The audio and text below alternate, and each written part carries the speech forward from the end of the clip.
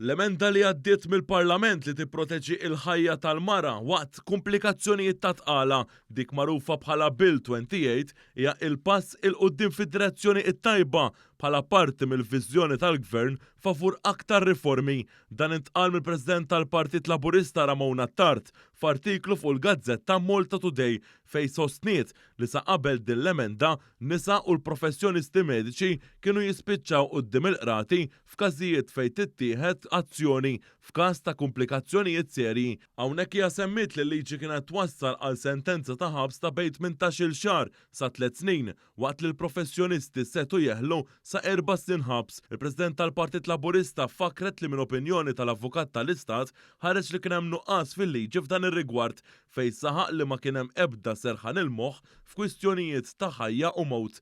Semmiet li b'dawn ir-riformi Gvern Laburista biddel l-status quo. Hawnhekk Ramona Tard qalet li dawn l-emendi għamluha b'mod ċar li mara b'komplikazzjoni ta' tqala m'għandix titħalla tasal f'xifer il-mewt qabel professjonist jagħtiha il-kura meħtieġa kif ġie spjegat fil-Kumitat Parlamentari li tlaqqa nhar it-tnejn.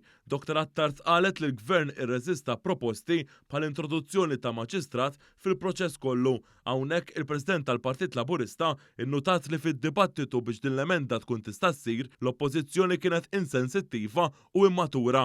Intqal li l-oppożizzjoni mexxiet il-qudiem dibattitu ibbażat fuq gideb u spin. Bil-kap tal-oppożizzjoni anke waqqa qaċċajt mara li kellha diffikultajiet serji waqt tqala. Dan fil-waqt li l-oppożizzjoni iddikjarat li m'hemm bżonn dawn l-emendi u wara qalet li assolutament m'għandu jkun hemm l-ebda referenza lejn is-saħħa tal-mara. F'dan l-artiklu il-President tal-Partit Laburista saħqet li l-partit qed isegwi id-dibattitu dwar dan is-suġġett u qed jieħu nota tal-opinjonijiet tan-nies.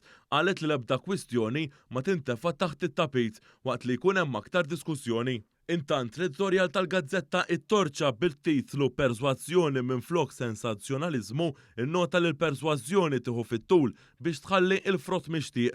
Ġie nnotat li l-Gvern ta' Roberta Bela ma kien lest jaċċetta qatt li kollox jibqa' kif inhu. Dan fil-waqt li fehem ċertu tħassib li kien hemm min persuni ġenwini. B'hekk il-Gazzetta komplet tgħid li kien korrett meta mill-ewwel wera li l-Gvern mhux se jkun superf, iżda minflok kien lest jiddialoga u jfihhem proċess li dam xhur għaddej, iżda li permezz hekk irnexxielu jikkonvinċi lil kulħadd dwar il-bżonn ta' bidla fil-liġi. L-editorjal semma il-ġinekoloġi li permezz ta' din l-emenda mhux se jibqa' jkun hemm vakum legali, konferma ċara li l-bidla kien hemm bżonna.